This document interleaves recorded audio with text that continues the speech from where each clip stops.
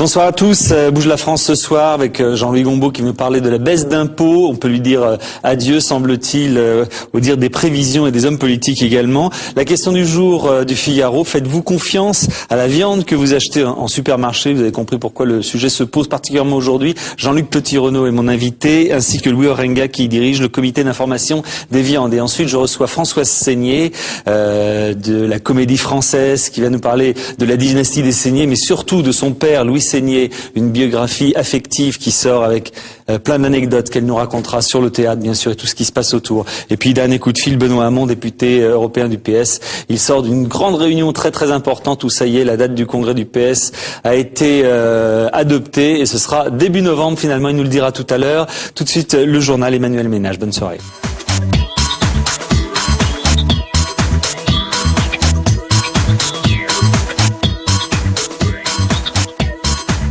Bonsoir à tous. Le prochain congrès du Parti socialiste se déroulera du 7 au 9 novembre. Le calendrier a été adopté ce soir à la quasi-unanimité au Conseil national du PS. Tous les leaders socialistes ont répondu présent. Au lendemain de la victoire des municipales, l'heure était à l'unité. Pierre Bon-Joseph. Soyez la bienvenue. Comme à son habitude, Ségolène Royal est arrivée en fanfare. Mais contrairement à ce qui s'était passé lors du dernier Conseil national, la candidate à la présidentielle s'est faite plutôt discrète. Vous avez entendu Ségolène Royal répondre à la question qu'elle était candidate à être premier secrétaire. Je ne crois pas qu'elle respecte le calendrier jusqu'au bout. Il faut un congrès du Parti socialiste, c'est d'abord le choix d'une orientation portée collectivement par le parti. Et donc il faut d'abord mener ce débat. Sur la photo de famille, les socialistes élus dimanche dernier se veulent rassembler, une génération lassée par les combats de chefs. Quand on commence à penser ce qu'on appelait le Parti socialiste des R25 à une certaine époque, c'est-à-dire un peu le fait de vouloir déjà se voir au pouvoir ou de penser qu'au pouvoir, là on est, je crois, complètement à l'opposé de ce qu'attendent les Français. Mais au PS, les revenants ont la vie dure. J'étais à Lille, 1 heure de Paris, 58 minutes selon les trains. Non, vraiment, je suis jamais partie. Et les prétendants sont légion, Martine Aubry, Bertrand Delanoë, Pierre Moscovici, Harlem Désir, sans oublier Ségolène Royal, assise dans l'ombre, mais bien décidée à en sortir avant les autres. La droite, elle, se réorganise après les mauvais résultats des municipales. La direction nationale de l'UMP sera renouvelée dans la semaine. Le secrétaire général du parti, Patrick Devedjian, promet que toutes les sensibilités seront représentées. François Fillon révise la croissance à la baisse pour 2008. Le Premier ministre prévoit entre 1,7 et 2% de croissance. François Fillon qui estime que les déficits publics seront plus importants que prévu, mais il écarte tout plan de rigueur. Jean-Louis Gombaud reviendra sur ce dossier dans quelques minutes. Les suites des travaux de la commission chargée de l'avenir de l'audiovisuel, la suppression de la publicité sur les chaînes publiques représente un manque à gagner. On connaît désormais son montant. Jean-François Copé, le président de la commission, estime qu'il faudra 150 millions d'euros pour compenser l'absence de recettes publicitaires. Nicolas Sarkozy n'exclut pas le boycott de la cérémonie d'ouverture des JO de Pékin. Toutes les options sont ouvertes, a déclaré le président de la République. De son côté, Bernard Kouchner, le ministre des Affaires étrangères, s'est dit opposé au boycott. La gauche et une partie de la droite souhaitent que le gouvernement fasse preuve de plus de fermeté. Virginie Valentini. De retour à Paris, les responsables de Reporters sans frontières n'appellent pas à un boycott de l'ensemble des Jeux. Leur geste vise pour l'instant à s'attaquer à des symboles forts pour dénoncer la répression du gouvernement chinois sur le Tibet. Du côté du gouvernement, c'est en douceur que la France entend amener la Chine sur la voie du respect des droits de l'homme.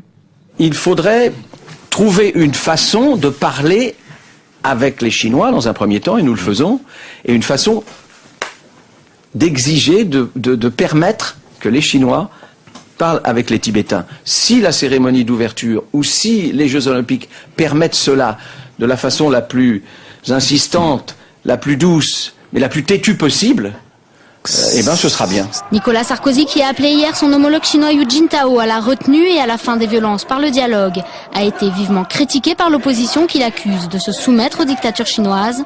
Je n'ai jamais mis mon drapeau dans ma poche, s'est défendu M. Sarkozy. Interrogé aujourd'hui sur un boycott de la cérémonie d'ouverture, le chef de l'État a déclaré vouloir établir un dialogue et adapter son discours aux réponses que donneront les autorités chinoises. C'est un discours raisonnable qui vise finalement, d'après ses propos, à assurer finalement le bon fonctionnement des Jeux Olympiques dans un climat qui doit être serein et pacifique. Les 27 ministres des Affaires étrangères européens se réuniront vendredi en Slovénie pour tenter de trouver un consensus sur la position à adopter face à la Chine. C'était une de ses promesses de campagne. Nicolas Sarkozy effectuait à Tarbes un déplacement sur le thème de l'insertion professionnelle des adultes handicapés. Le président de la République a annoncé une augmentation de 5% de l'allocation adultes handicapés. 800 000 personnes en bénéficient actuellement. Elle s'élèvera désormais à 650 € par mois. On écoute Nicolas Sarkozy. Je vais faire de la question du handicap une priorité absolue de mon quinquennat. On va mettre les enfants et handicap à l'école ordinaire. On va élever le niveau de qualification professionnelle des travailleurs handicapés. On va renforcer les sanctions sur les entreprises et les administrations pour que soit respecté l'objectif des 6%. On revalorise la hache, mais on en modifie les conditions d'obtention pour pousser à l'emploi. Oui, puis demain, le chef de l'État entame une visite de 2 jours en Grande-Bretagne. Il sera accueilli au château de Windsor par la reine Elisabeth II. Les députés et sénateurs ont repris le chemin du Parlement après 6 semaines d'interruption en raison des élections municipales et cantonales. D'ici la fin de la session ordinaire, fin juin, le calendrier s'annonce chargé. Élisée Cardi. Un rythme des réformes soutenues, mais pas tout de suite. C'est en fait à partir du mois de mai que les mesures les plus attendues arriveront devant le Parlement. D'abord, la loi sur la modernisation de l'économie, largement inspirée du rapport Attali. Elle doit stimuler la croissance et le pouvoir d'achat des Français avec des mesures pour favoriser la concurrence. Et puis il y aura le texte sur la réforme des institutions, sans doute fin juin, avec à la clé une réforme de la Constitution. Le président de la République ne pourra plus alors exercer que 2 mandats et surtout il pourra se rendre en personne devant le Parlement, une mesure à laquelle s'oppose la gauche qui menace de ne pas voter le texte. Est prévu aussi un projet de loi sur la réforme du contrat de travail qui jette les bases d'une flexi-sécurité à la française. Il prévoit l'allongement de la période d'essai en début de CDI et aménage les conditions de rupture du contrat. C'est aussi en mai-juin que devrait être examiné le projet de loi sur la mise en application du Grenelle de l'environnement. Enfin, l'acte 2 de la réforme des retraites après la loi Fillon de 2003. Il sera présenté en mai en Conseil des ministres, mais n'arrivera qu'en juillet au Parlement. L'envoi de renforts en Afghanistan n'est pas encore décidé. Déclaration sur notre antenne de Jocelyn Drouan. Le président de la Commission des Affaires étrangères et de la Défense du Sénat estime qu'aucune décision n'a été prise. Le gouvernement avait pourtant annoncé l'envoi de renforts au sud et à l'est de l'Afghanistan. Ce week-end a été marqué par l'élection des maires et la mise en place des conseils municipaux. Pour les sortants, la pilule est souvent difficile à avaler. À Montreuil, le maire communiste Jean-Pierre Brard a cédé sa place à l'ex-ministre Dominique Voynet.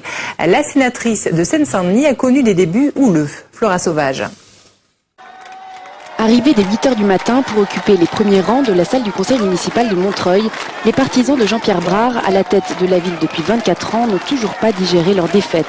Parce que M. Jean-Pierre Brard a mis des années à construire, Mme Dominique Voynet, qui est une pure carriériste, une opportuniste, va mettre 10 minutes à le détruire.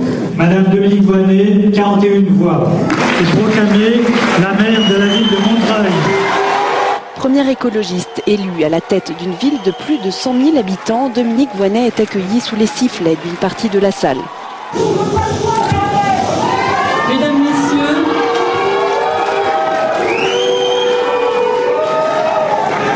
dimanche dernier, une majorité de Montreuilloises et de Montreuillois ont décidé de faire prendre à leur ville un nouveau cap.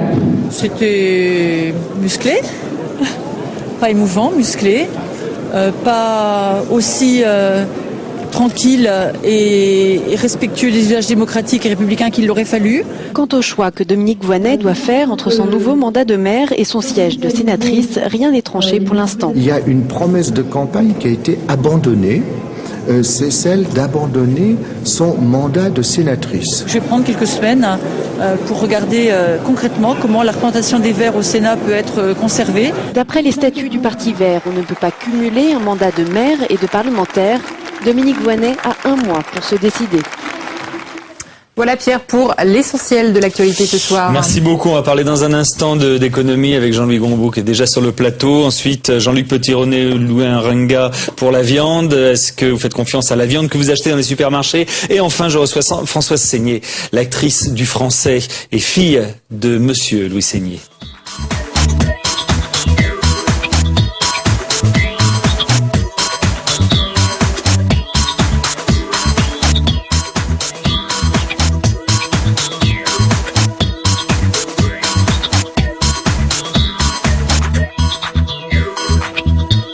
Bonsoir Jean-Louis. Bonsoir Pierre. Alors adieu les baisses d'impôts. Bah, écoutez, de nombreux hommes politiques nous avaient un petit peu prévenus, spécialistes d'économie. Ils ont fait entendre leur voix depuis quelques jours pour dire que ce qui était promis par le candidat Sarkozy, ça allait pas forcément arriver, notamment la baisse des impôts. Le dernier à parler, c'était Jean Arthuis, président de la commission des finances ici même au Sénat. Et aujourd'hui, il a dit qu'il était aussi, lui, sceptique. Est-ce que définitivement, ça sonne le glas de ces baisses d'impôts? Tout ce que vous venez de dire a été même implicitement confirmé par François Fillon lui-même, qui s'est adressé aux députés aujourd'hui et qui a parlé de maîtrise des prélèvements. Il n'a pas évoqué les fameuses baisses d'impôts promises par le candidat Sarkozy, qui étaient considérables, puisqu'il avait dit qu'à la fin de son quinquennat, il aurait baissé le taux de prélèvement en France de 4,4% du PIB, soit à peu près une soixantaine de milliards d'euros. L'explication nous a été donnée par François Fillon lui-même, puisqu'il a dit pour la première fois, effectivement, notre taux de croissance 2008 prévu de 2,25%, on l'aura pas. Ça sera entre 1,7% et 2% maximum. Vous faites un petit calcul un peu arbitraire, mais pas tout à fait faux quand même. Ça vous fait, au lieu d'avoir un déficit en fin d'année de 2,3% comme c'est prévu par la loi de finances, ça vous donne un déficit de 2,4, 2,5%. Ça a l'air de rien, mais ça veut dire que le déficit en France ne se réduira pas. Donc il continuera même à augmenter légèrement. Et 2009 risque d'être encore plus compliqué parce qu'on ne sait pas très bien où nous mène la conjoncture. Dans ces conditions, les baisses d'impôts qui avaient été un peu l'engagement du président de la République s'avèrent véritablement compromis incontestablement. Alors on nous avait dit il y aura des baisses d'impôts, il n'y en aura pas. On nous dit il n'y aura pas de plan de rigueur, est-ce qu'il va y en avoir un? Alors, je crois que on se ferait bien de définir ce qu'on appelle la rigueur. C'est-à-dire, qu'est-ce qu'il y a derrière ce mot? Il y a évidemment, dans l'imagerie populaire, c'est le serrage de vis général, si vous voulez. Ceinture. Le serrage de ceinture général, effectivement. Alors, il y a deux aspects dans cette histoire. Soit effectivement vous regardez du côté budgétaire. Bon, alors effectivement là il peut y avoir des économies à réaliser et on commence à évoquer le problème des économies dans le budget de la défense qui est un budget extrêmement important. Et puis le non-remplacement d'un fonctionnaire sur 2 dans le prochain budget de 2009. Avec ça vous n'allez pas faire énormément d'économies. Puis il y a un deuxième poste dont on parle quand même pas beaucoup, pas suffisamment, parce que le budget en gros c'est 270 milliards d'euros. Et depuis 5-6 ans, vous tournez autour de ce même chiffre, ça n'augmente pas énormément. En revanche, le budget de la sécurité sociale, c'est 315 milliards d'euros, et sur 5 ans, ça augmente de 60 milliards d'euros. Et sans doute là, les économies importantes vont être faites. Madame Bachelot s'exprimait cet après-midi devant la presse économique et sociale, et elle a dit, on va sur une réforme de la santé, et on va bien séparer ce qui relève de la responsabilité individuelle de ce qui relève de la collectivité. Autrement dit, une part quand même croissante de la dépense de santé va être transférée sur la responsabilité personnelle et pour alléger le budget global. Je ne sais pas si on peut appeler ça de la rigueur, mais ça s'en approche quand même un peu. D'accord, on verra quel parfum et quel goût elle a cette rigueur. Merci beaucoup. On va passer maintenant à la viande que vous achetez dans les supermarchés. Est-ce que vous en êtes content? Moyen quand même.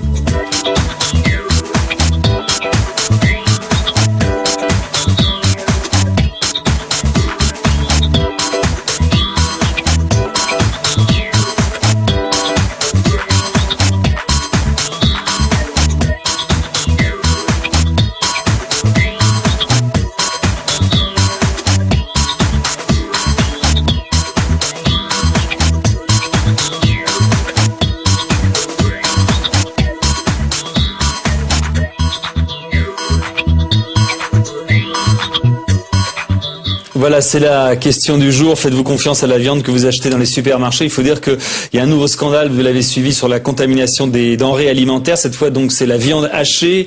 Cela touche des milliers de consommateurs. Près de 2,5 tonnes qui contenaient cette bactérie génératrice de gastro-entérite, qui ont été vendues un petit peu partout en France, principalement chez Carrefour et chez Monoprix. Ça arrive, mais enfin, ce coup-ci, c'est chez eux. Alors, on va en parler avec Jean-Luc Petit-Renaud, que je salue. Bonsoir Jean-Luc. Bonsoir. Chroniqueur gastronomique et bien d'autres choses encore. Louis Orenga, directeur du comité d'information des viandes. Qui sert à quoi le comité d'information des viandes, le CIV? C'est un centre d'information qui réunit à la fois les pouvoirs publics au travers d'un établissement public, des professionnels, et puis on a la chance au CIV de travailler avec 15 associations de consommateurs qui font partie d'un conseil consommateur, des associations de protection animale qui font partie d'un comité bien-être animal, et puis des scientifiques dans lequel, avec un conseil scientifique dans lequel il y a un tiers de vétérinaires, un tiers de médecins et un tiers de chercheurs. Vous surveillez tout et vous évaluez tout, quoi. On essaye de donner une information qui fait l'objet justement de ce processus compliqué entre professionnels, pouvoir public et les différents membres des différents conseils. Alors on nous dit, moi j'ai entendu aujourd'hui les commentaires, on nous dit mais de toute façon il n'y a pas de risque zéro. Moi je suis désolé, je suis consommateur, pourquoi il n'y aurait pas de risque zéro? Est-ce que c'est parce que c'est la viande? Non, c'est parce que d'une manière générale, dans la plupart des activités économiques, le jour où on vous dit il y a un risque zéro, c'est là où il faut s'inquiéter. Parce que si on vous dit il y a un risque zéro, ça veut dire que vous faites plus forcément très attention, que les contrôles ont tendance à se relâcher. Donc il faut toujours partir du principe, qui est, je pense, globalement un bon principe, de dire le risque zéro n'existe pas. Et c'est parce qu'on sait qu'il y a toujours un risque résiduel qu'on doit mobiliser les énergies pour justement éviter que ce risque arrive, même si malheureusement, même si malheureusement, il arrive parfois qu'il y ait des accidents, et c'est le cas là sur les Escherichia coli, même si c'est quelque chose qui statistiquement, fort heureusement en France, arrive très rarement. Oui, tous les 2 ans, on va dire à peu près. La dernière, c'était il y a 2 ans. Est-ce que Jean-Luc Petit-Renaud, est-ce que la viande est justement vulnérable par rapport aux autres produits? Plus vulnérable? Non, le fromage aussi. Mais on est en train de soulever ce problème. Est-ce qu'on a eu l'alerte auprès des hôpitaux comme quoi des gens ont été hospitalisés avec des gastro formidables et puis des problèmes de reins parce que je crois que aujourd'hui on ne veut plus que son propre corps lutte contre des choses qui ne devraient pas se passer. Aujourd'hui, j'ai entendu dire une dame qui disait remarquez, moi mon yaourt, lorsqu'il est en date de péremption, par exemple le 30 mars, je peux jusqu'au 10 avril, je le goûte et puis je suis pas malade. Ce sont des dates de précaution, s'il y a comme ça des précautions. Donc je crois qu'on a une sécurité alimentaire en France qui est absolument formidable. Mais il y a parfois des choses qui peuvent se glisser dans un phénomène un processus de fabrication du fromage, de la viande, de plats cuisinés, et on peut pas forcément y échapper. Et ça vient comment justement? Parce que vous dites ça se glisse, c'est quand même pas bon. Les bactéries sont pas malines, quoi. Je veux dire. Mais ça se glisse parce que la porte de votre studio est restée ouverte, parce qu'à un moment donné quelqu'un est arrivé avec des chaussures qui faisaient que le risque zéro n'existe pas, et on est extrêmement aujourd'hui branché sur la sécurité alimentaire, et dès qu'il y a le plus petit hiatus, dès qu'on attrape une diarrhée ou que l'on a le moindre malaise, on attaque immédiatement les gens qui nous ont vendu ce produit. Alors c'est un processus d'alerte qui est un peu amplifié, c'est-à-dire que tous les journaux titrent attention, les steaks hachés ont été vendus à tel ou tel moment.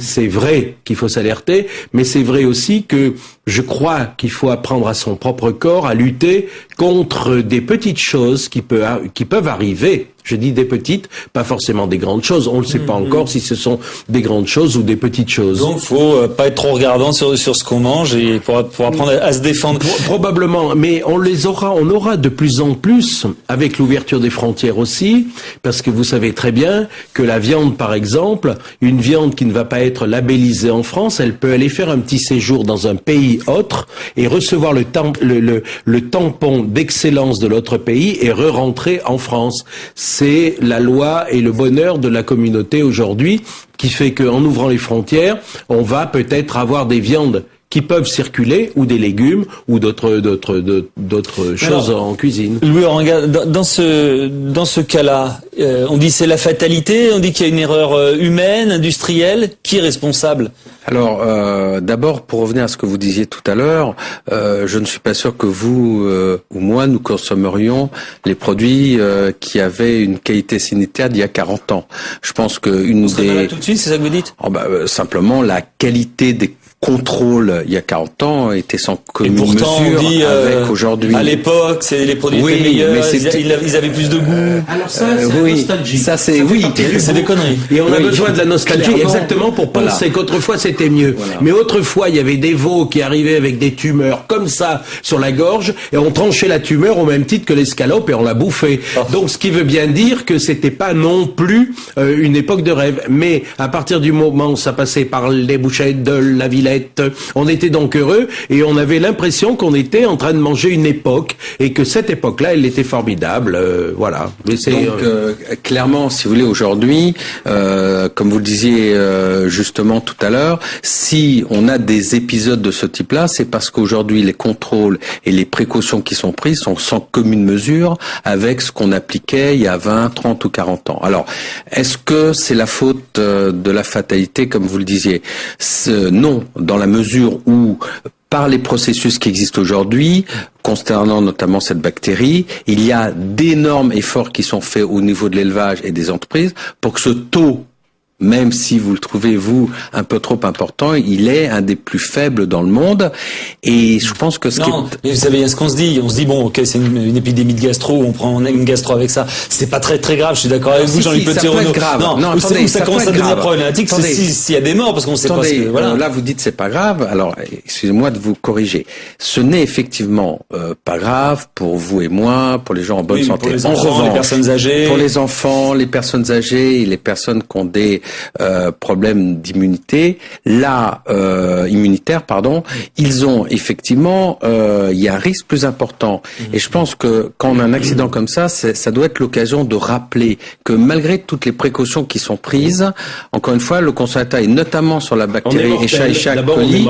Voilà, on peut agir, car c'est une bactérie qui, une blouse blanche derrière. Alors c'est une bactérie qui disparaît à la cuisson parce que elle disparaît quand on chauffe, parce qu'elle est sensible à la chaleur. Donc je crois qu'il faut rappeler vraiment le plus possible et dès qu'on le peut que lorsqu'on a des enfants jeunes, c'est-à-dire des enfants de moins de 5 ans et jusqu'à des adolescents de 16 ans, il faut cuire bien son steak haché. Alors est-ce que ça veut dire qu'il faut déjà, puisque vous parlez des enfants, il y a les mollos sur tout ce qui est steak haché et congélation? Non, tous les produits. Plus de risque que le steak haché frais. Comme steak haché, ça se fait chez un boucher à la minute et ça s'apporte et c'est cuisiné.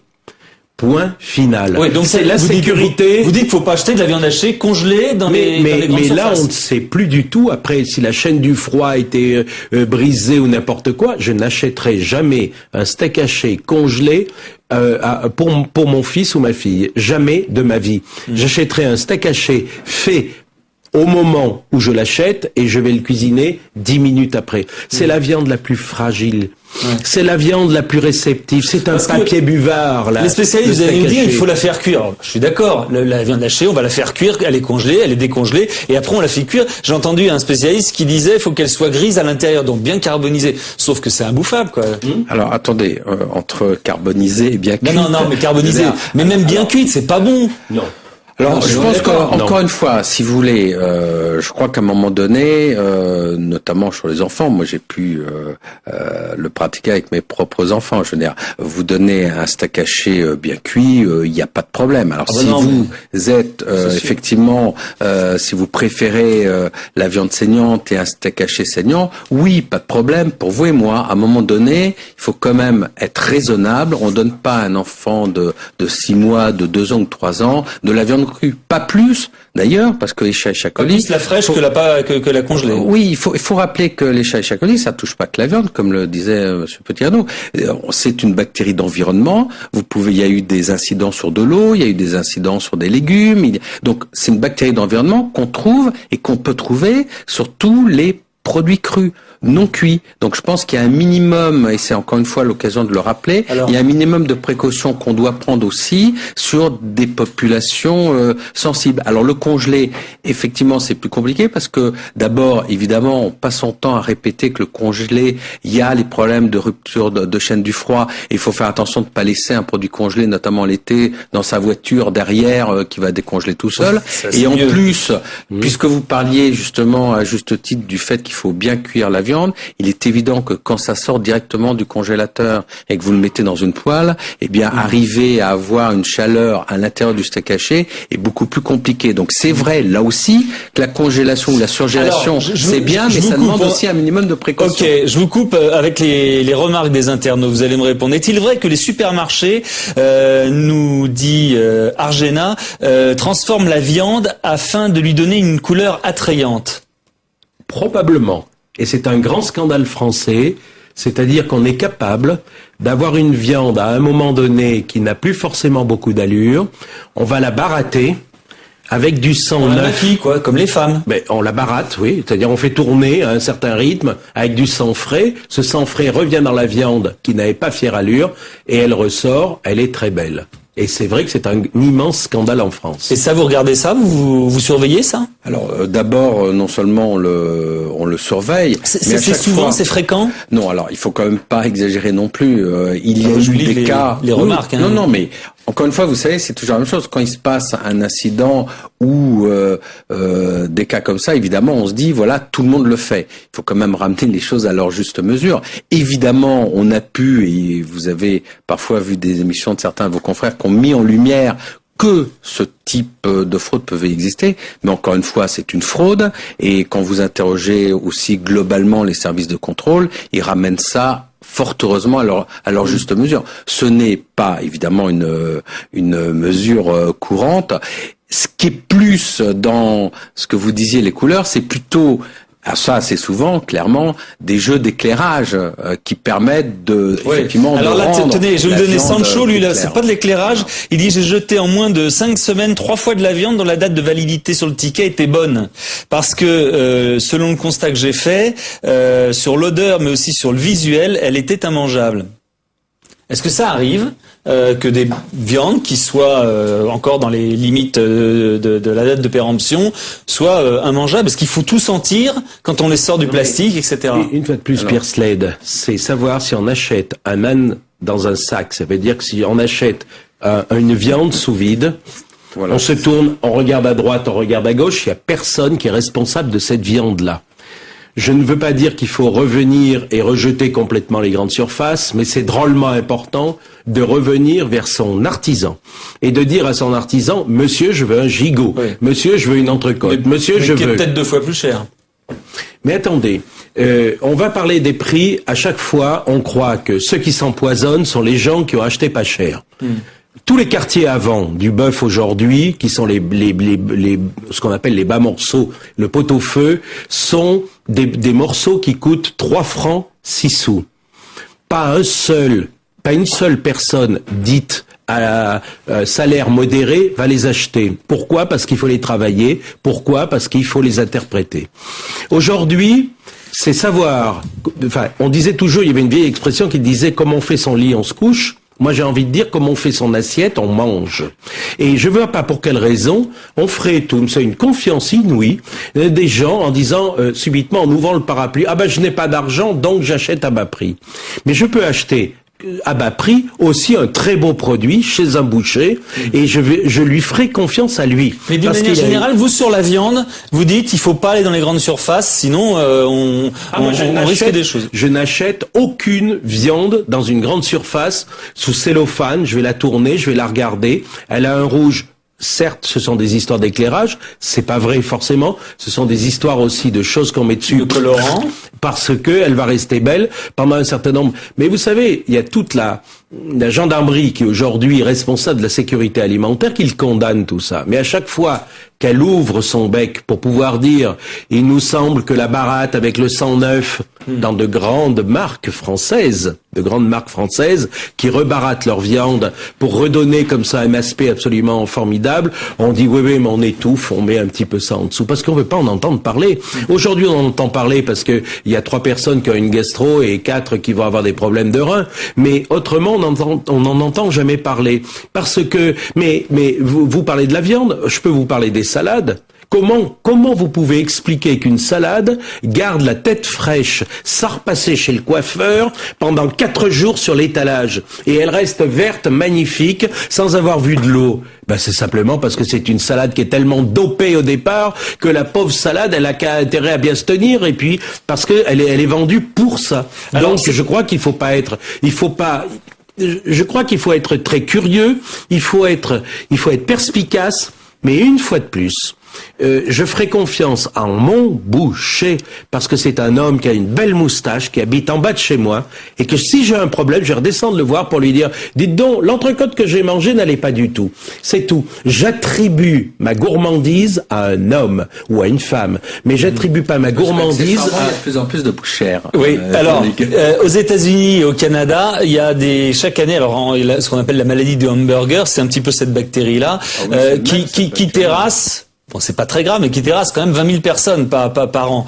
Est-ce qu'il faut définitivement faire gaffe aux produits hamburgers, etc., McDo et autres? Non, alors d'abord, contrairement à une idée reçue, McDo, comme vous le dites, et en fait, ça provisionne principalement. McDo, tout le monde sait ce que c'est. Oui, sauf que pour les gens, on a tendance à penser que la viande qui est faite dans ces restaurations rapides vient justement des pays que vous avez cités. Alors c'est pas le cas. Hein, la viande, les steaks hachés qui sont utilisés par cette enseigne notamment, sont des viandes françaises ou des viandes européennes, donc qui respectent la réglementation européenne. Alors c'est l'occasion de rappeler que si parfois on nous trouve en Europe un peu protectionniste, c'est pas pour être protectionniste, c'est simplement que les règles qu'on s'est fixées en Europe, notamment sur le plan sanitaire, et en France en particulier, sont pas les mêmes règles qu'aux États-Unis. Et souvent, on peut acheter français, la viande d'Argentine par exemple, c'est bon, c'est pas, tout le monde dit que c'est meilleur, non? Alors encore une fois, je pense que c'est pas forcément un problème d'être meilleur. Là, on est sur des problèmes sanitaires, de traçabilité, d'étiquetage. Voilà. Nous avons un petit peu le goût aussi au bout d'un moment. Alors oui, mais enfin, si vous voulez. Vous me posez la question là sur l'Argentine. Moi, je vous réponds pas sur le goût. Je vous dis simplement que, à juste titre, nos concitoyens en Europe ont demandé une traçabilité, une origine nationale, des critères de bien-être animal, d'environnement, etc. Ce sont des critères qui s'appliquent en Europe et en France, qui ne s'appliquent pas forcément dans les pays tiers. Donc, je pense que lorsqu'on dit aux consommateurs de privilégier effectivement les viandes européennes, voire les viandes françaises, dans certains cas, notamment nos races à viande qui sont connues, c'est parce que nous respectons des règles, effectivement, qu'on s'est données. Alors maintenant, si nos concitoyens nous demandent d'appliquer des règles justifiées et qu'ensuite on s'arbitre que sur les prix, sur le moins cher de viande venant de pays tiers avec d'autres problèmes qui sont pas les mêmes règles de traçabilité, qui posent parfois des problèmes d'environnement, à ce moment-là, il faut pas que nous, on applique ces règles-là. Donc, encore une fois, c'est pas du protectionnisme. On peut rester sur une note gourmande, quand même, non? Simplement pour dire que, quand même, je sais pas, lorsqu'on est auvergnat, on va manger en plein Paris une belle viande de Salers ou une belle charolaise du Bourbonnais. On va être ravis parce que on mangera un petit peu de sa région. Lorsqu'on est breton, de la même manière, on va goûter. Lorsque l'on est bressan, on va goûter une volaille de Bresse en mangeant un petit peu de sa région. Il faut donner cette possibilité de rêve à la table. Et il faut arrêter d'être des gens avec des microscopes et des loupes au-dessus des assiettes. Nous ne sommes pas des médecins légistes quand on est au-dessus d'une assiette. Nous sommes simplement gourmands et on n'a qu'une envie, c'est d'en découdre avec l'assiette, avec un couteau et une fourchette. Des spectateurs affamés. Merci beaucoup. Merci beaucoup à tous les deux. J'accueille maintenant Françoise Seigné, la grande actrice du français, entre autres. Elle va nous parler de son père, Louis Seigné.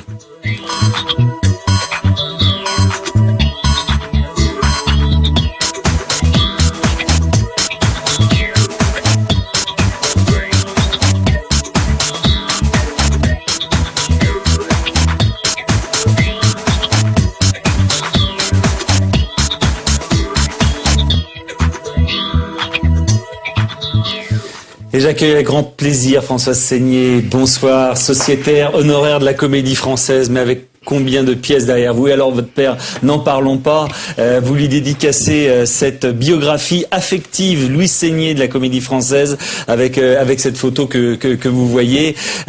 C'est amusant de vous retrouver ici parce que vous êtes né quand même juste en face, du Sénat, et votre père a fait sa carrière au début à l'Odéon à côté. Ah oui, j'ai appris à marcher dans les couloirs du théâtre de l'Odéon. En faisant le dimanche, on allait le chercher après la matinée avec ma mère et on traversait notre cher, notre merveilleux Luxembourg.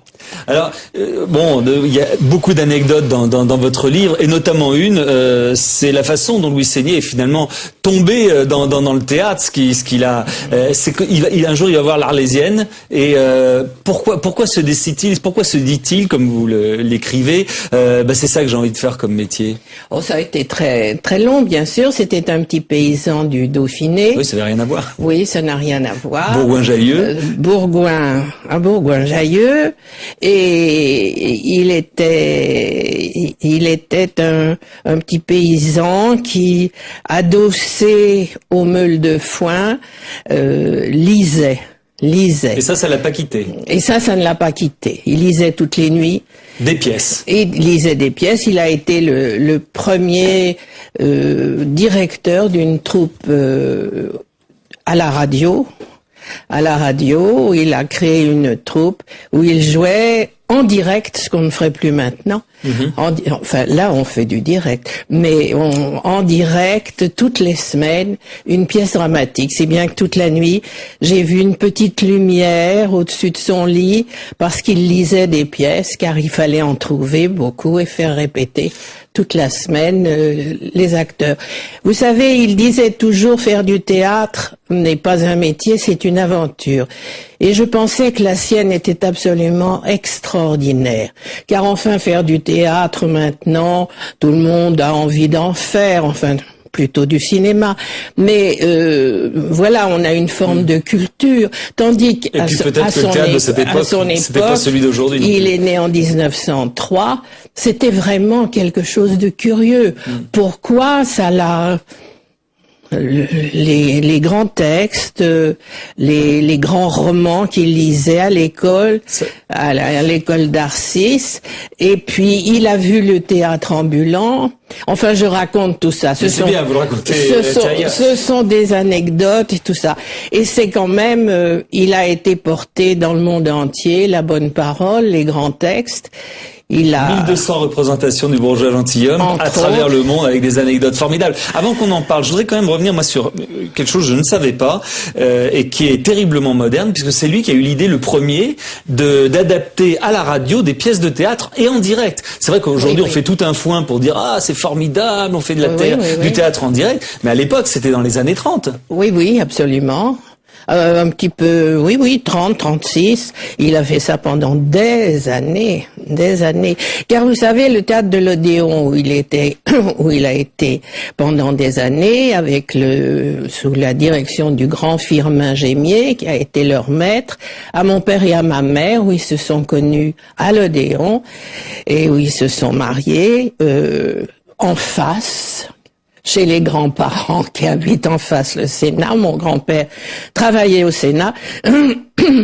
Et mon père, dans cet Odéon, a fait une carrière très très extraordinaire. Il a joué énormément de choses. Et ce qu'on faisait à une certaine époque, qui était quand même merveilleuse, c'est que il y avait les théâtres d'alternance. Il n'y a plus que la Comédie Française qui est comme ça maintenant. Mais il y avait l'Odéon, et l'Odéon fermait 6 mois de l'année. C'était quand même extraordinaire. Et pendant ces 6 mois, sans assédique, bien entendu, sans aucune aumône, eh bien, il fallait trouver du boulot. Et c'est là où il a eu l'idée, car la TSF venait d'être inventée, et les gens étaient rivés à leur poste des mardis après-midi pour les Françoise, les dramatiques de Louis Seigné. Votre mère Marie a joué un grand rôle dans les choix de sa carrière. carrière, il l'écoutait et elle le conseillait, et notamment, vous racontez cette anecdote sur le bourgeois gentilhomme, où elle disait au départ, c'est absolument pas pour toi, c'est pas... Ça n'est pas pour toi, tu n'es pas ce gros imbécile, la pièce est un divertissement où le bourgeois est un faire-valoir à tous les maîtres qui se succèdent, et tu n'es pas ça, tu vas pas faire ça. Or, à l'époque, on lui proposait de jouer le grand patron au cinéma. Il fallait faire des choix. D'ailleurs, c'est pour ça que j'ai écrit ce livre, car je trouve qu'il a une carrière pittoresque, bizarre, avec Madame Lachance de temps en temps. Oui, vous en parlez, Madame oui. Lachance. Il y croyait beaucoup. Oui, oui, absolument. Parce qu'il était toujours étonné de ce qui lui arrivait. Il faut dire que c'est vrai qu'une fois qu'il commence, les propositions s'enchaînent les unes après les autres. Oui. Qu'on a l'impression que il déroule. Mais il avait de la patience, il avait de la philosophie, il aimait son métier par-dessus tout. Et quand ma mère lui disait quitte cette comédie française, ça y est maintenant le cinéma marche, il a tourné quand même 120 films, des seconds rôles. Très beau, car à l'époque, pendant longtemps, on avait dans les seconds rôles les rôles de femmes aussi.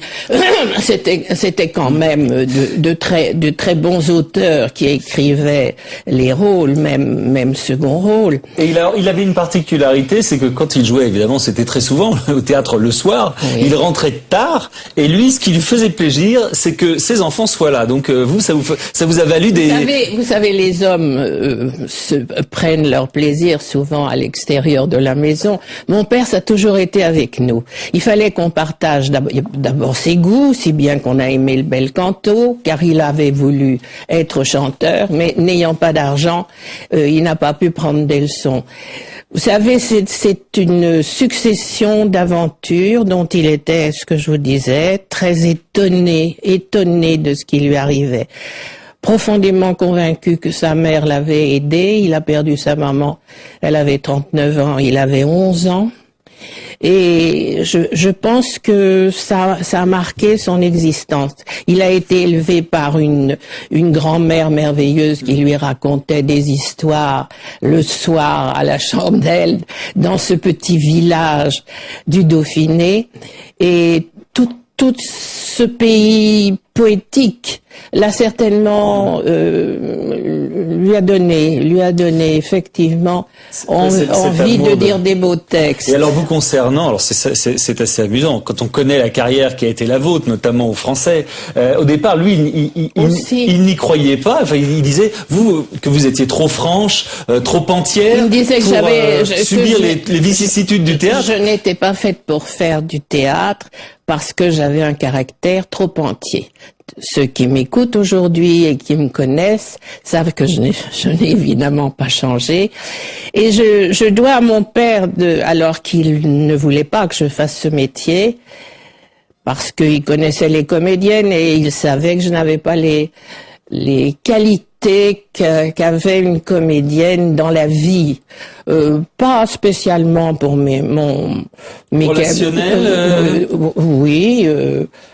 Enfin, libre d'elle-même pour envisager les choses avec facilité, si je veux faire une périphrase.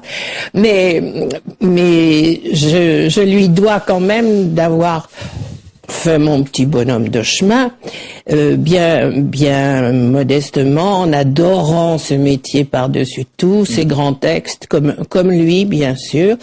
Et je l'ai fait aussi pour lui prouver que, étant ce que j'étais, on pouvait quand même s'en sortir. Et pourtant, vous avez très peu joué avec lui. Pourquoi? Vous n'aimiez pas ça? Pas. Pourquoi? On a fait...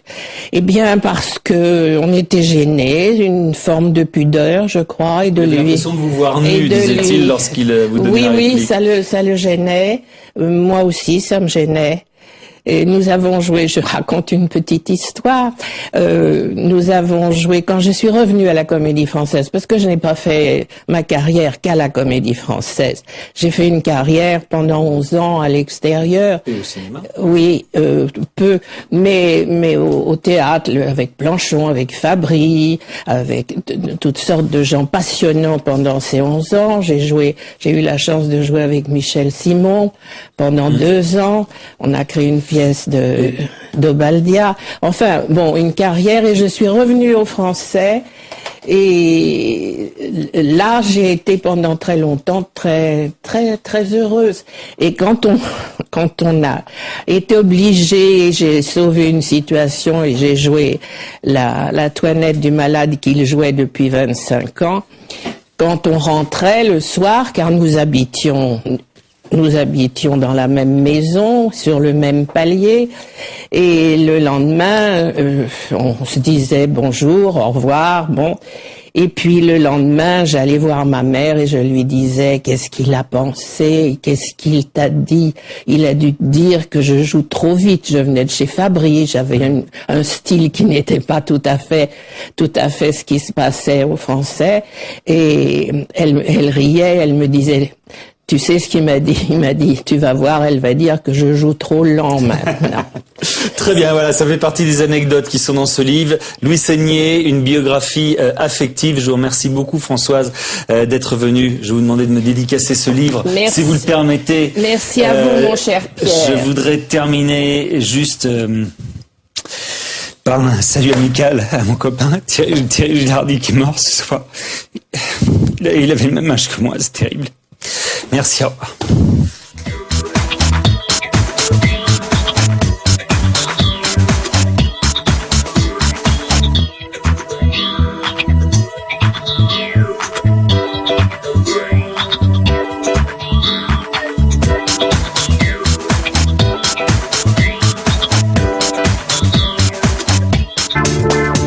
Vous souhaitez réagir à cette émission, poser des questions, débattre, regarder en accès gratuit et illimité la chaîne en temps réel ou les programmes en VOD, rendez-vous sur www.publicsena.fr.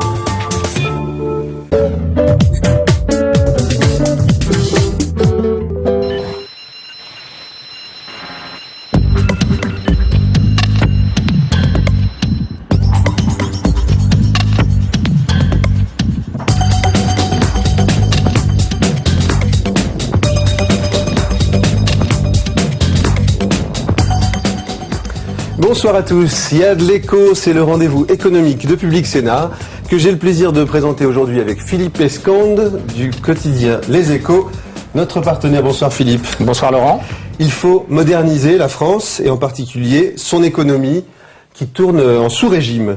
Tout le monde en convient, mais comment on fait? C'est la question que nous poserons dans un instant à nos invités. Jacques Delplat, économiste, bonsoir, membre du Conseil d'analyse économique, et vous êtes aussi membre de la commission Attali pour la libération de la croissance française. On en parlera aussi avec Jean-Louis Messica. Bonsoir Jean-Louis. Bonsoir. Sociologue, consultant, mais aussi depuis vendredi, vous êtes adjoint au maire de Paris, chargé de l'innovation, de la recherche et de l'université. Donc bonsoir à tous les deux. Je voudrais qu'avant d'ouvrir ce débat, on découvre ensemble Écho d'Écho, un aperçu en images de la semaine économique qu'a présenté pour nous Hélène Mangiardi. Une loi pour moderniser l'économie. 7 ministres réunis à Bercy pour peaufiner un projet de loi qui arrivera au Parlement en mai. Objectif du texte, agir sur la compétitivité et le pouvoir d'achat. La loi concernera principalement la grande distribution. Elle devrait assouplir les négociations entre producteurs et distributeurs pour faire baisser les prix. Le livret A dans toutes les banques, c'est une des dispositions du projet de loi pour moderniser l'économie. À partir du 1er octobre, la Banque Postale et les caisses d'épargne n'auront plus le monopole du produit d'épargne préféré des Français. Alitalia résistera-t-il à Air France? Romano Prodi, l'actuel chef du gouvernement italien, a donné son feu vert au projet de rachat, mais son adversaire Silvio Berlusconi s'y opposera s'il gagne les élections législatives le 14 avril prochain. L'offre de rachat prévoit un investissement d'1 milliard d'euros, mais 1600 postes pourraient être supprimés. Envolés, les rêves de croissance proches de 2,5%, Christine Lagarde, la ministre de l'économie, a reconnu que la crise économique mondiale allait peser sur l'économie française. D'après les dernières projections, la croissance ne devrait pas dépasser les 2% en 2008. Une nouvelle qui n'est pas sans conséquence sur le budget, qui avait été calculé sur des prévisions plus optimistes. Bénéfice record à la SNCF, 1 milliard d'euros, c'est 3 fois plus qu'en 2006. Mais les voyageurs doivent s'attendre à une augmentation des prix des billets dans les années à venir. En cause, le prix des péages ferroviaires qui pourrait augmenter de 80% d'ici 2015. Le gouvernement prendra une décision en juillet. Alors on l'a vu dans ce journal d'Hélène Mangiardi, les municipales sont passées et Nicolas Sarkozy a confirmé son intention d'accélérer les réformes. Alors le gouvernement va en proposer une très importante qu'il a carrément baptisée loi de modernisation de l'économie. Son contenu exact sera précisé prochainement, mais on peut d'ores et déjà se poser la question, Philippe, moderniser l'économie, comment on fait au juste? C'est l'analyse de Philippe Escande.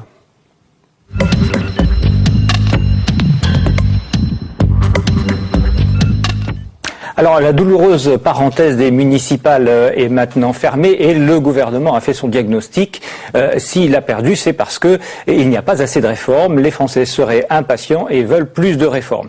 Et pourtant, on peut dire qu'en un an, le gouvernement Sarkozy a connu déjà 3 âges distincts dans le domaine de la gestion des réformes. Alors le premier âge, c'était évidemment celui de l'enthousiasme à peine élu et d'une loi de modernisation appelée TEPA qui lui permettait de faire un certain nombre de cadeaux fiscaux pour relancer le pouvoir d'achat. Et puis le deuxième âge a été celui de l'ambition avec une commission Attali d'une 40aine de membres issus de la société civile et qui entendait libérer la France de ses pesanteurs bureaucratiques et anticoncurrentielles. Le seul problème, c'est que pour faire ça, il faut s'attaquer à un certain nombre de lobbies et donc à des gens de son propre camp, d'où les couacs qui s'en sont suivis. Et puis le troisième âge, il arrive peut-être aujourd'hui, c'est celui de la maturité, avec, le président l'a rappelé, 4 chantiers prioritaires. Alors le premier, c'est le travail. Demain, on va parler,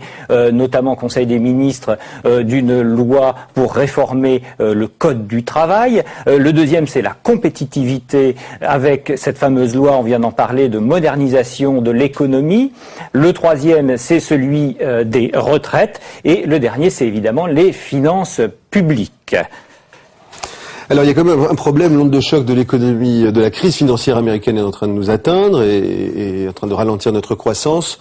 Tout n'est plus possible, non ? Ben justement, c'est là le problème par rapport effectivement à mai 2007. Il y a un certain nombre de choses qui ont changé. Il y en a au moins 2 très importantes. C'est que d'une part, l'image du président de la République n'est plus tout à fait ce qu'elle était et sa notoriété, sa popularité non plus. Ce qui pose évidemment des problèmes quand on cherche à avoir l'acceptation sociale pour faire passer des réformes parfois douloureuses. Et puis, vous l'avez dit, le deuxième sujet, c'est évidemment celui de la crise américaine dont l'onde de choc est en train d'atteindre l'Europe avec des prévisions de croissance qui sont revues systématiquement à la baisse. Alors, moins de croissance, ça veut dire moins de marge de manœuvre financière, ça veut dire des caisses qui se vident et donc une difficulté supplémentaire pour faire les réformes. Merci Philippe.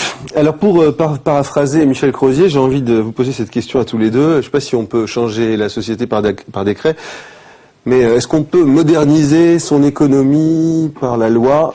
Jacques Delplat peut-être, pour commencer. On ne peut pas tout moderniser par la loi. Ce qui est important, c'est que beaucoup de lois empêchent la réforme. Et en modifiant ces lois, on peut faire beaucoup. Je vais prendre plusieurs exemples, on en parlera plus tard. Le droit de la concurrence, tout ce qui est le système du commerce et de la distribution en France. La France est le seul pays avec un arsenal législatif et réglementaire aussi corporatiste et malthusien. Donc une bonne loi, c'est une loi qui détricote. Non, c'est une loi qui ramène la France à ce que font les autres pays. C'est pas la jungle. Les pays libéraux. Bah, c'est l'Espagne, c'est l'Italie, c'est l'Allemagne, c'est la Hollande, c'est la Suède. Oui, des libérales comme le Danemark ou la Suède. Voilà. Oui, libéraux ou sociodémocrates. Hein, voilà. Donc je crois qu'il n'y a pas de sujet. Le sujet, c'est pas libéral, social-démocrate, c'est le sujet corporatiste ou pas corporatiste. Donc en fait, ce qui s'est passé, c'est qu'en France, sous l'ère Chirac, les lobbies ont pris le pouvoir et se sont fait voter des lois qui les protègent de la concurrence. Donc vous pensez sans doute aux lois sur les grands commerces? Ouais, tout ce qui est le commerce, dans les lois Gallin et les lois Raffarin. Et donc c'est des choses qui se font en faveur des lobbies, des corporations, comme l'ancien régime, et au détriment de qui? Un, des consommateurs qui payent leurs produits beaucoup plus cher, sur les produits en grande surface autour de 15% plus cher qu'en Allemagne ou en Belgique, et deux, au détriment des nouveaux entrants et des gens, des chômeurs qui pourraient trouver un travail dans les nouvelles boutiques. Mais ce sont tout de même pas les lobbies qui ont été inventés sous l'ère Chirac. Il y en a depuis la nuit des temps. Bien sûr. Et des lobbies ANA, c'est pas grave. Le sujet, c'est, comme tout à l'heure, il faut pas de monopole. Qu'il y ait des lobbies, il faut, qu'ils soient en concurrence. Il faudrait qu'il y ait en face des lobbies des petits commerçants, il y ait les lobbies des consommateurs qui, en France, n'existent pas. Et les lobbies des chômeurs non plus. Et deuxièmement, que tout ça soit transparent. Voilà. Jean-Louis Séca, peut-être sur cette première question très générale, est-ce qu'on peut réformer l'économie française par un texte de loi? On ne peut pas réformer complètement l'économie française par un texte de loi, mais il est clair que la loi peut permettre de faire bouger les choses, de faire bouger les lignes. Et de ce point de vue, je partage l'avis de M. Delplat. Ce qui caractérise le plus l'économie française, c'est le malthusianisme. Et le malthusianisme, comme son nom l'indique, ça consiste à empêcher le développement, à empêcher la concurrence, à créer des systèmes fermés, des numerus clausus, des oligopoles, de façon à ce que il y ait des rentes qui soient créées. Et la France est un pays où malheureusement, beaucoup moins que dans d'autres pays, on ne s'est pas attaqué à la rente et on l'a au contraire laissé prospérer. Ou encourager. Ou encourager, absolument. Jacques Delplat, vous êtes un petit peu un spécialiste de la méthode de réforme. Vous avez beaucoup travaillé sur ce sujet. Vous avez écrit un bouquin qui avait été très remarqué, qui s'appelait « La fin des privilèges, payer pour réformer ». La méthode, est-ce que vous pensez qu'elle est en train de changer? Est-ce qu'on dit beaucoup, c'est peut-être un peu journalistique du reste, qu'on est dans l'acte 2 de la présidence Sarkozy? Est-ce que vous pensez que maintenant, il faut une nouvelle méthode pour réformer? La première période, c'est à la fois les illusions et c'est un peu la croissance gâchée. Là, c'est la fin des illusions, et puis on va vers une période de faible croissance. La crise financière va amener la croissance, non pas à 2%, mais si on a 1,5% sur les 2 prochaines années, c'est très bien, on peut très bien aller à 0. Comment faire? Il y a 3 solutions. Ou bien on passe en force, comme l'ont fait les Anglais dans les années 80 et Mme Thatcher. Pour plein de raisons, la France n'y croit pas, et par ailleurs, c'est pas une bonne solution. Parce que les coûts de ça sont terribles. La deuxième solution, on est tous très raisonnables. On est grand, blond, avec les yeux bleus, et on parle suédois et on sait se mettre d'accord. Il se trouve que nous, on ne sait pas faire pour plein de raisons. Le consensus social, le pacte social, on ne sait pas. La troisième solution que moi j'ai développée dans ce livre, c'est de dire, il faut avancer, il y a des gens dans toutes les réformes, il y a des gains pour tout le monde, beaucoup, mais à long terme. Il y a des coûts très bien identifiés à court terme. Moi, ce que j'ai proposé, c'est qu'on va prendre une partie des bénéfices des réformes de long terme et on va s'en servir pour compenser les perdants de court terme. Sinon, on ne fait pas de réforme. Et les gens me disent, il ne faut pas faire de dette supplémentaire pour payer la réforme. Oui, mais je pense que si on ne s'endette pas pour un peu huiler le débat, pour compenser les gens qui vont perdre, ces gens-là, ils vont empêcher toute réforme. Alors dans la méthode, j'avais aussi en tête, est-ce que c'est l'Élysée, Matignon, est-ce que les parlementaires doivent aussi dire leur mot, les partenaires sociaux, les experts? Je rappelais tout à l'heure que vous étiez dans la commission Attali. La place de chacun dans cette histoire, comment on fait la réforme, même d'un point de vue très pragmatique? Jean-Louis Séca. D'abord, je voudrais juste dire quand même que le mot la croissance gâchée me paraît tout à fait juste pour qualifier la période que l'on a connue entre mai et maintenant. Imaginons, faisons de la politique rétrospective que au lieu de faire ce paquet fiscal de 15 milliards d'euros d'allègement dont on cherche à la loupe les effets sur l'économie aujourd'hui, ces 15 milliards avaient été investis dans l'économie de la connaissance. Je pense que le mouvement complet de la mandature de Monsieur Sarkozy aurait été complètement différent. Parce que ce qui s'est passé quand même et qui rend les choses encore plus difficiles, c'est qu'il y a eu un sentiment chez les Français que tout ça n'était pas très équitable, que les efforts n'étaient pas tout à fait partagés. Or, la société française, alors de ce point de vue-là, elle est très différente des sociétés scandinaves. Elle souffre d'un problème de défiance, c'est-à-dire que les gens se méfient justement des rentes. Comme tout ça est très opaque, ils sentent bien qu'il y a, d'ailleurs ce mot magnifique de marge arrière, qui dit bien ce qu'il veut dire dans le secteur de la grande distribution. Enfin, il y a des trucs et des machins, et donc il se passe des choses, et donc il y a un vrai doute chez nos concitoyens. Et du coup, ils veulent pas jouer le jeu ? Eh bien, ils ne veulent pas jouer le jeu parce qu'ils ne comprennent pas quelles sont les règles du jeu. Il y a un problème de lisibilité de la politique économique qui est menée et qui est de plus en plus difficile à comprendre, avec des éléments, les uns disant on va faire plus de libéralisme, les autres disant non, pas du tout, on va intervenir. Je pense à l'épisode ArcelorMittal, par exemple, où là on a vu un chef de l'État interventionniste comme tout à fait surprenant, etc., etc. Donc, si vous voulez, tout ça. Oui, d'accord. Alors, admettons qu'on rentre dans une nouvelle séquence. Le problème de cette nouvelle séquence, là, il faut reconnaître que c'est pas de la faute de l'actuelle majorité, c'est que la crise financière est devant nous, qu'il va y avoir des effets majeurs de cette crise financière en France. Il est faux. On est en train de nous raconter la fable du nuage de Tchernobyl sur les effets de la crise des subprimes sur le territoire national. Ça va s'arrêter à la frontière, un peu comme le nuage de Tchernobyl. C'est miraculeux, mais personne n'y croit. Et tout le monde sait très très bien que ce qui se passe aujourd'hui aux États-Unis devrait se passer dans les mois qui viennent en Europe et notamment en France. Et là-dessus, il y a un énorme problème, parce que je partage le point de vue de M. Delplat, c'est que la croissance est un excellent lubrifiant, si j'ose dire, social pour les réformes, parce que quand vous avez de la croissance, vous pouvez calmer en quelque sorte les gens en leur disant, voilà, il va y avoir des réformes, ces réformes vont être un peu difficiles, mais il y a de la compensation, il y a du donnant-donnant, du grain à moudre, comme disait Monsieur Bergeron. Maintenant, on est face à une situation où le grain à moudre en question, on va avoir à le chercher et on va avoir du mal à le trouver. Oui, j'ai quelques petits désaccords. La lecture de l'année qui vient de s'écouler, on peut avoir la lecture de Jean-Louis Missika.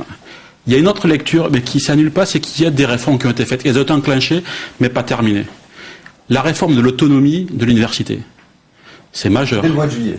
C'est la première fois depuis 1968 qu'il y a une vraie réforme de l'université. Elle n'est pas suffisante, il va en falloir plus. C'est la première fois qu'il y a une réforme qui va dans le sens de ce qui se passe dans les bonnes universités ailleurs dans le monde. Deuxième chose, la réforme du droit du travail.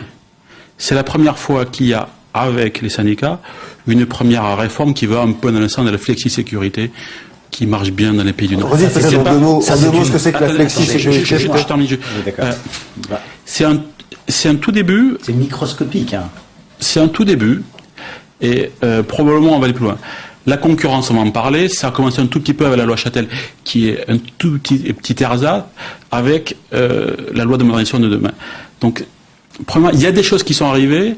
Deuxièmement, si on regarde demain, c'est pas vrai historiquement qu'on fait les réformes quand ça va bien. Ça serait un monde merveilleux si on faisait les réformes en période de croissance. Il se trouve que ça ne marche pas comme ça, parce qu'en période de croissance, les gouvernements se disent pas besoin. Tous les pays bon élève qui ont fait des réformes, c'est avec le couteau dans le dos.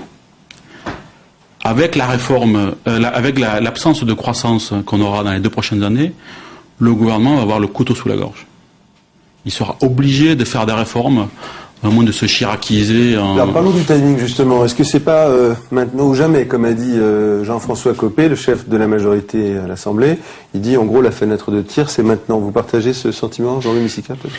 Ça fait des années qu'on dit que c'est maintenant ou jamais pour la France. On est le dernier pays en Europe à... Je pense qu'il avait en tête un entre-deux élections, celle des municipales et des cantonales, et puis les européennes. Si on prend le cas des retraites, par exemple, c'est proprement stupéfiant. Il y a des pays qui ont enclenché leur réforme des retraites il y a au moins une bonne vingtaine d'années.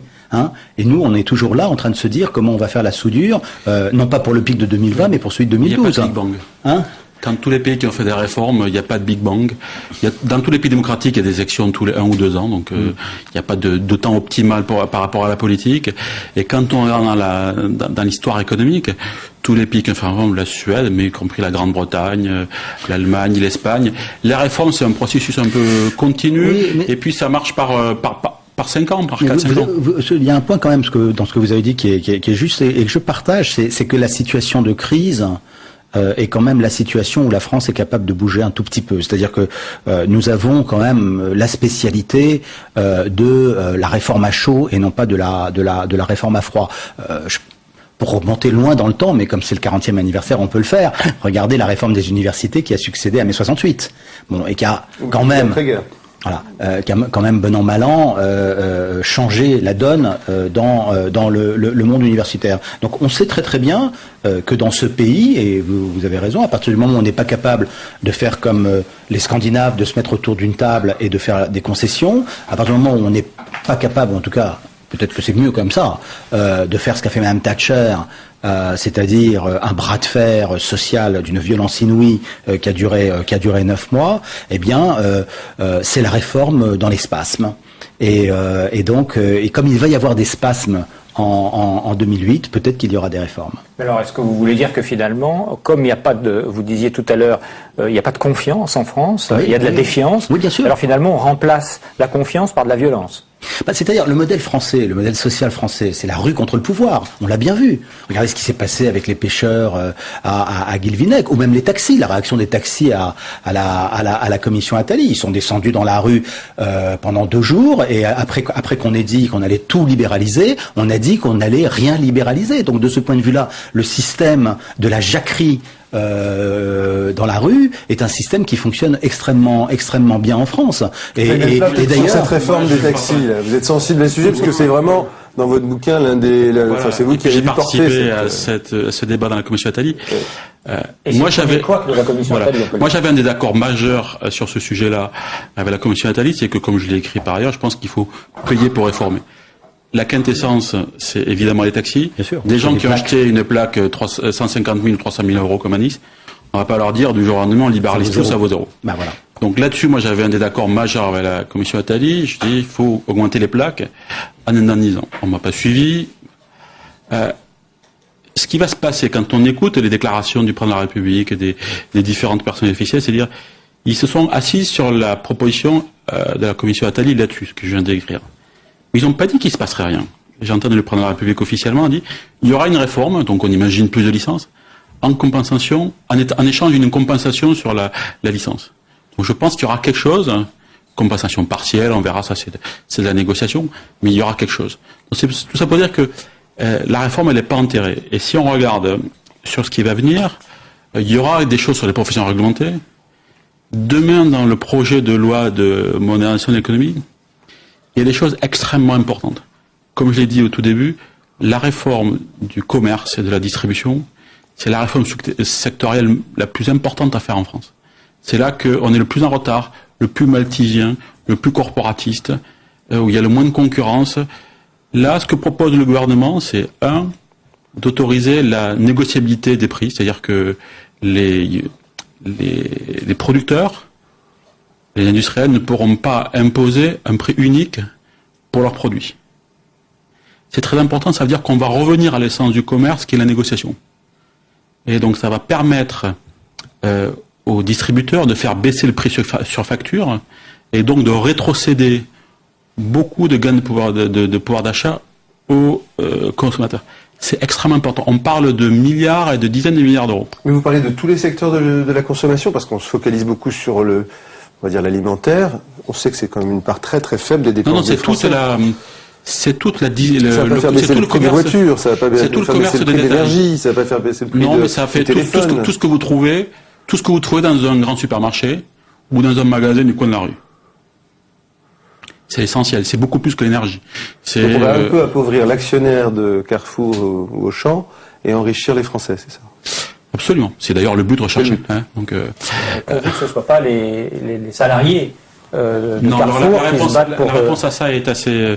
Il faudra une fois plus que nous on a proposé, c'est pas la jungle ou autre. On a proposé ce qui se passe dans les meilleurs pays européens, la Suède, les Pays-Bas, l'Irlande, l'Allemagne, là-dessus.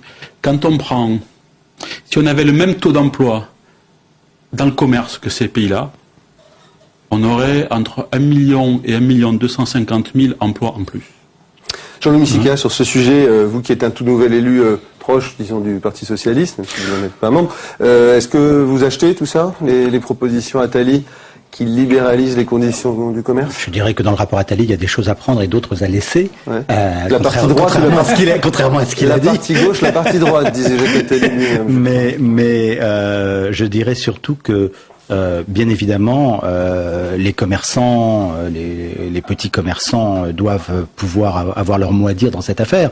Je crois en la matière que là pour le coup, les collectivités locales peuvent jouer un rôle et la négociation peut avoir son importance. C'est-à-dire que quand vous discutez avec les commerçants, moi je viens de faire une campagne municipale, ils se plaignent effectivement des grandes surfaces, même des petites surfaces, les magasins à succursales multiples qui s'installent dans les centres-villes, et on se rend bien compte que ce qui est un problème aujourd'hui pour eux, c'est leur absence de moyens pour s'organiser, pour faire de la communication, et donc je crois que là les collectivités locales ont un rôle à jouer pour faire en sorte que les commerçants aient des compensations, parce que les compensations ne sont pas uniquement financières, elles peuvent être organisationnelles, elles peuvent être en termes de soutien à des associations pour pouvoir animer commercialement les zones de chalandise.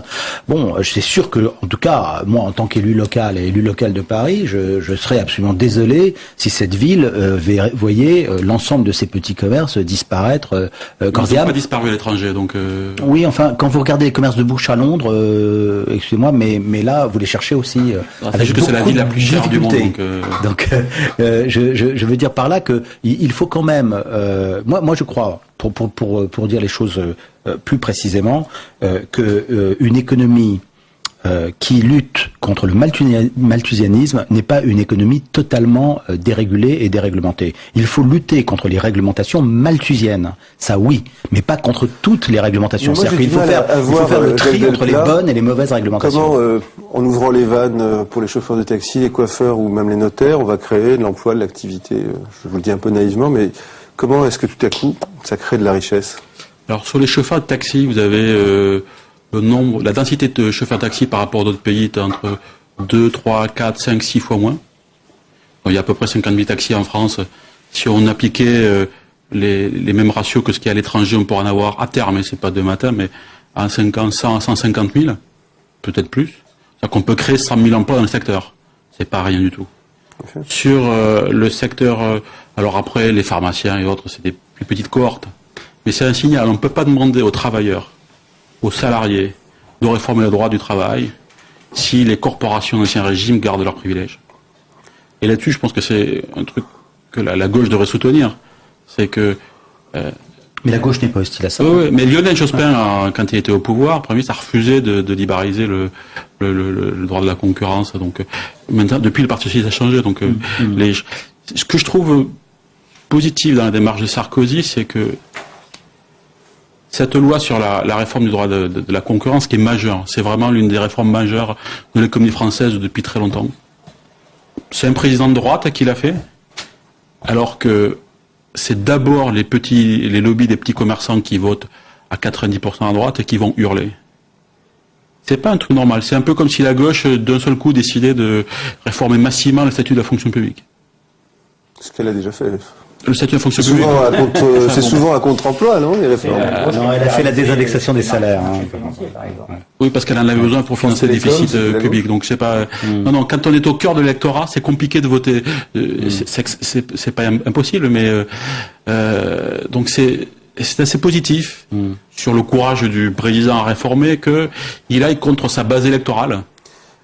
Pour faire une réforme majeure. On parlait tout à l'heure de la méthode. Vous êtes donc membre de la commission Attali et je pense qu'au sein de la majorité, on a beaucoup crié sur les experts qui se substituent au Parlement ou au gouvernement. Est-ce que vous avez l'impression d'abord que votre rapport va collectivement va aller au bout? Enfin, il y a des choses qui vont se faire. Comment vous le sentez de façon plus générale?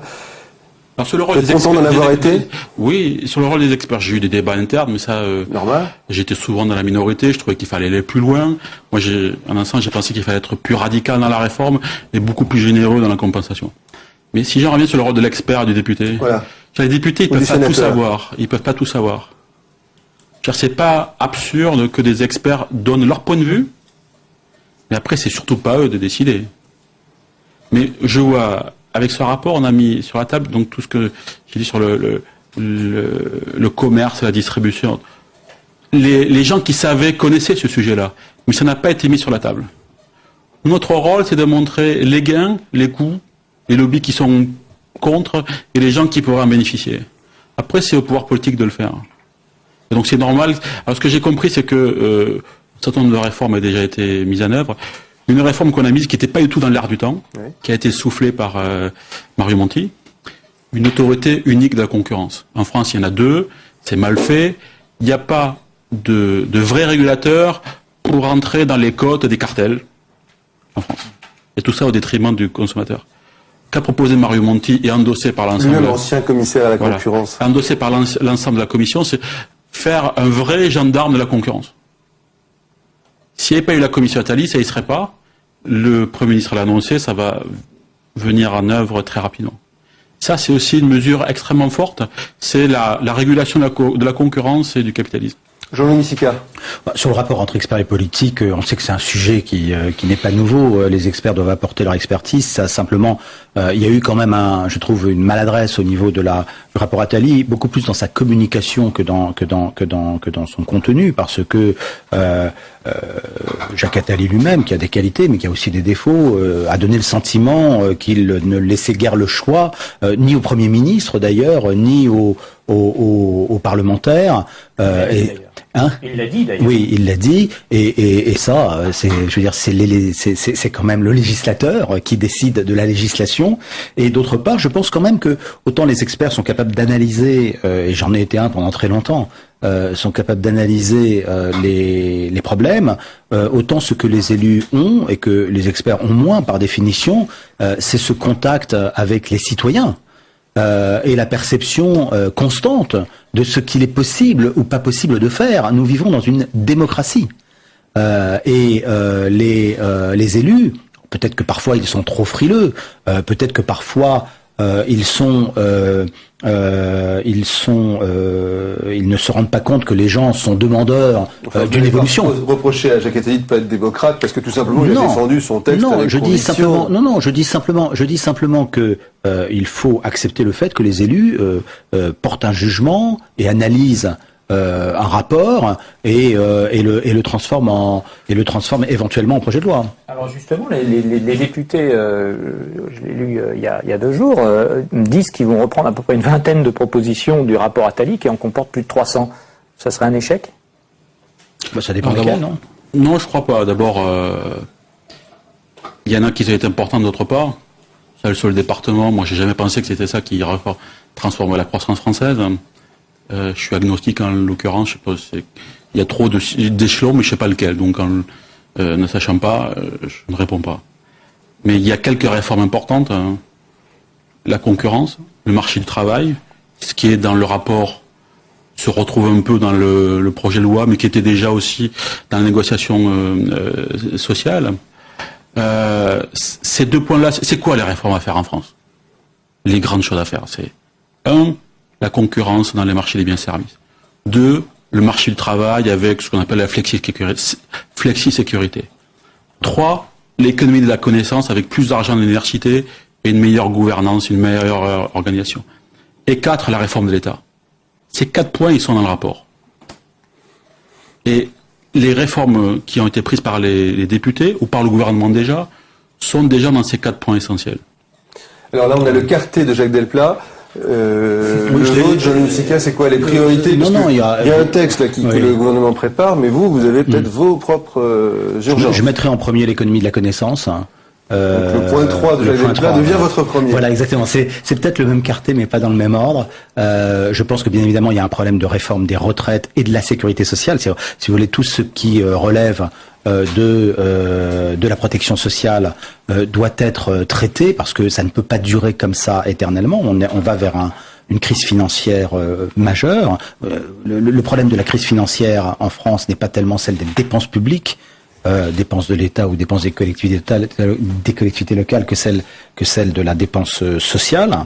Et puis bien évidemment la réforme de l'État et je dirais également le droit de la concurrence. Simplement, ce que je crois, c'est qu'en ce qui concerne le droit du travail, on l'a vu dans la négociation, nous sommes face à des syndicats divisés et un patronat dont l'archaïsme a ressurgi avec une violence inouïe à travers l'affaire de l'UIMM.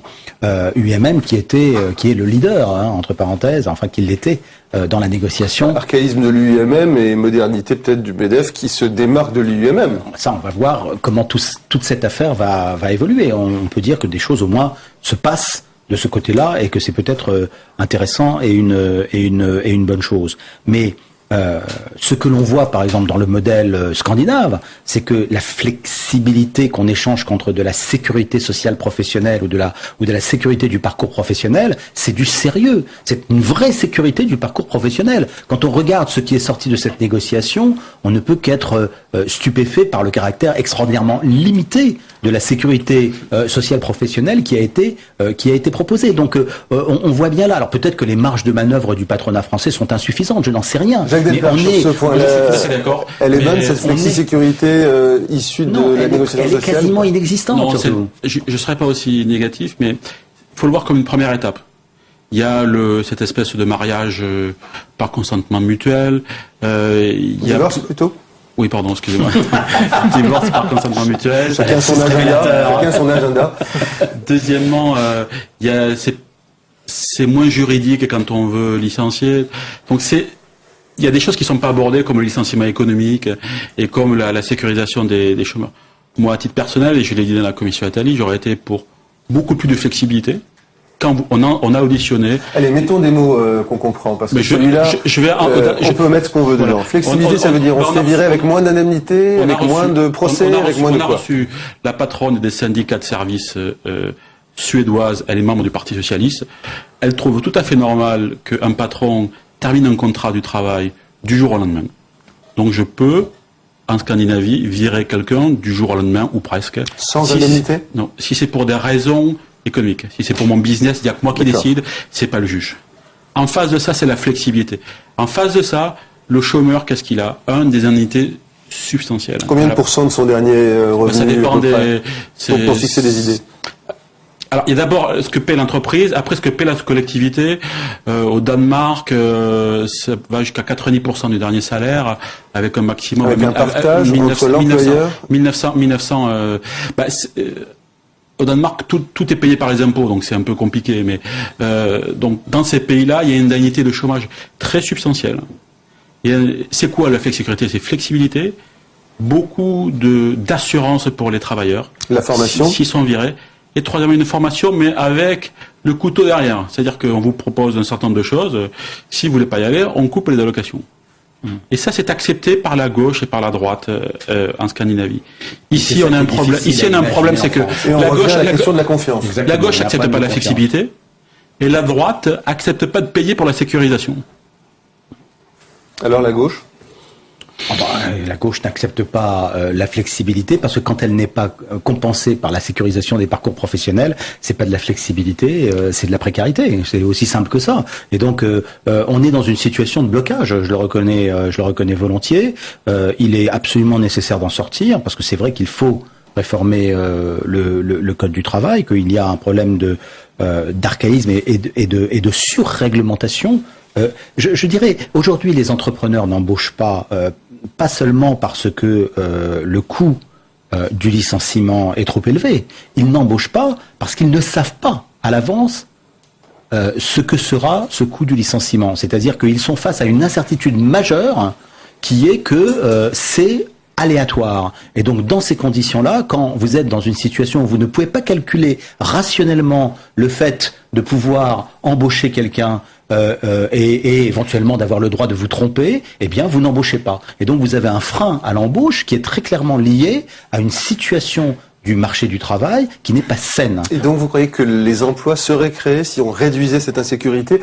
Je me souviens d'il y a une vingtaine d'années où le patronat disait que si on supprimait l'administration, l'autorisation administrative, il y aurait tout à coup un afflux de création d'emplois. Ça s'est pas passé.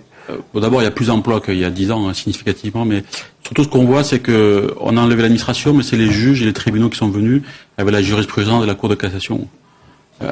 Fameuse chambre sociale de la Cour de donc cassation. c'est ça le sujet. Moi, je suis totalement d'accord avec ce qu'avait dit Jean-Louis Misica. Je pense que le reste du Parti socialiste ne croit, une grande partie ne croit pas du tout au marché et a un problème avec ça. Mais c'est, oui, il y aura il faut pas inventer la poudre. Il faut regarder ce qui s'est passé à l'étranger. Oui, mais alors, ce qui s'est passé à l'étranger, ça s'est passé à une certaine période où la croissance économique était relativement forte. Au milieu des années 80. En tout cas, ces 5 dernières années, c'était comme ça. Non, le cas suédois, ils étaient au bord de la faillite. Oui, mais est-ce que... Non, ça s'est fait dans les années 90 quand la croissance était très faible. Est-ce que si aujourd'hui on applique ça en France, dans le contexte actuel, on ne fait pas exploser les comptes? C'est-à-dire que ça coûte très cher. Le Danemark dépense des sommes colossales pour faire ça. Il se trouve que la France dépense déjà beaucoup d'argent. C'est en cela que je suis un petit peu en désaccord avec Jean-Louis Misica, c'est que le Danemark dépense 5,5 points de PIB par an pour toutes les dépenses d'accompagnement des chômeurs. En France, on est à 5%. Mais c'est très très mal employé en France. Par ailleurs, on a une formation professionnelle qui sert à rien, qui est un gouffre, qui est un lieu de corruption, etc., des partenaires sociaux, salariés et employeurs. Donc, un vrai sujet, c'est remettre de l'efficacité dans l'argent qu'on a. Est-ce que c'est pas ça la priorité finalement? Bien sûr. Mais il y a beaucoup de rentes, de situations. Un des scandales de la France contemporaine, et il faudrait qu'on en parle beaucoup plus, c'est la formation professionnelle. On met aujourd'hui 25 milliards d'euros par an dans la formation professionnelle en France. Il y a eu un grand travail fait par le Sénat l'année dernière sur ce sujet. Qui est l'un des rares endroits qui a critiqué ça. Il y a tout lieu à croire que, au mieux, ça sert à rien, et probablement ça sert négativement. Quand vous dites scandale, vous voulez pas dire qu'il y aurait là encore des choses qu'on va découvrir et qui sont moins claires? Si, c'est de la corruption, parce que, alors ça s'appelle pas de la corruption légalement, mais ça revient à ça. C'est un système qui est pas du tout concurrentiel, pas du tout transparent, et c'est géré par le patronat et les syndicats, et les deux s'en servent allègrement pour financer leurs appareils. On maintient un appareil de formation professionnelle qui sert probablement à rien, uniquement pour en détourner une petite partie aux syndicats et au patronat. On n'a qu'à les payer directement. Moi, j'ai rien contre qu'on finance les syndicats. Mais qu'après, le reste de l'argent soit utilisé efficacement. Transparence. On n'a pas dit grand-chose sur un sujet qui vous est cher depuis la semaine dernière, Jean-Louis Misica, qui fait partie de votre portefeuille depuis la semaine dernière. C'est les technologies, l'innovation. Oui. Il y a certes un nouveau secrétariat d'État, en tout cas, ça a été rajouté à l'économie numérique. Est-ce que pour vous, moderniser l'économie française, ça pourrait passer par un énorme projet numérique, innovation, biotechno, nanotechno, tout ce que vous voudrez? Oui, c'est-à-dire que vous savez, il n'y a pas de miracle. Pour la France, moi je considère que c'est une question de vie ou de mort. C'est-à-dire que aujourd'hui, vous avez deux catégories d'économies, les économies de l'imitation, où on imite ceux qui sont des leaders, et les économies de l'innovation, c'est où l'on crée, en fin de compte, des nouveaux produits, des nouveaux services, des nouveaux modèles économiques ou des nouveaux procédés. La France est à la frontière entre les deux, mais la France prend du retard par rapport à ses principaux concurrents, et la France n'investit pas assez. Elle n'investit pas assez dans l'université, elle n'investit pas assez dans la recherche, elle n'investit pas assez dans cette partie de la recherche qu'on appelle la recherche appliquée, le développement qui permettent d'arriver jusqu'au point où on va avoir une transformation d'invention, de procédés, de connaissances en quelque chose qui va pouvoir permettre la création d'une entreprise. Et la France est également un peu en retard, encore que là aussi elle a fait des vrais progrès dans le domaine de l'aide à la création des jeunes entreprises innovantes. Donc si vous voulez, c'est tout ce cycle vertueux qui part des formations d'excellence, des doctorats, qui passe par les laboratoires de recherche public et privé, et qui va jusqu'à la création d'entreprise, et si possible le dépôt de brevet, et si possible l'installation de cette entreprise sur le territoire national, et je dirais en ce qui me concerne sur le territoire parisien, C'est tout ce cycle-là qui est devenu essentiel, parce que si nous ne sommes pas capables de créer ces emplois à valeur ajoutée, eh bien, nous serons pour le coup dans une phase de déclin. Alors mettre le paquet sur l'innovation, sur l'esprit d'entreprise, ça produit des effets, mais pas à court terme. Ça va pas donner à court terme aux Français un petit supplément de pouvoir d'achat ou des emplois immédiats. Est-ce que je me tourne vers Jacques Delplat et on arrive vers la fin de cette émission? Est-ce que finalement, quand on réforme plus généralement, est-ce qu'il ne faut pas essayer de faire passer l'idée aux Français qu'il faut être patient? Oui et non. Oui, pour l'université, ça a des effets à 5, 10, 15, 20 ans. Le marché du travail, c'est entre 2 et 5 ans. La réforme du droit de la concurrence, si vous la faites aujourd'hui, les prix ils tombent dans les jours qui suivent ou les semaines qui suivent l'application de la loi. Vous parliez de l'innovation. Il y a deux sujets. Il y a un, mettre l'État aux normes pour tout ce qui s'appelle high-tech et technologie de l'information. Ça peut prendre 2, 5 ans pour réduire les coûts d'État et augmenter l'efficacité. Et deuxièmement, il faut favoriser la concurrence pour les jeunes start-up. Et ça peut se faire demain matin. Donc il faut dire aux gens, il y a des réformes qui vont avoir un impact demain, mais d'autres dans 5 ans ou 10 ans.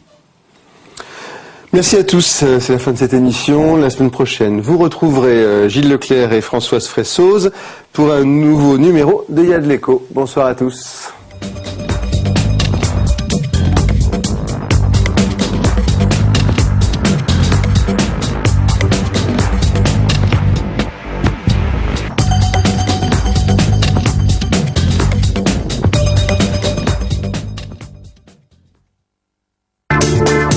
Vous souhaitez réagir à cette émission, poser des questions, débattre, regarder en accès gratuit et illimité la chaîne en temps réel ou les programmes en VOD, rendez-vous sur www.publicsénat.fr.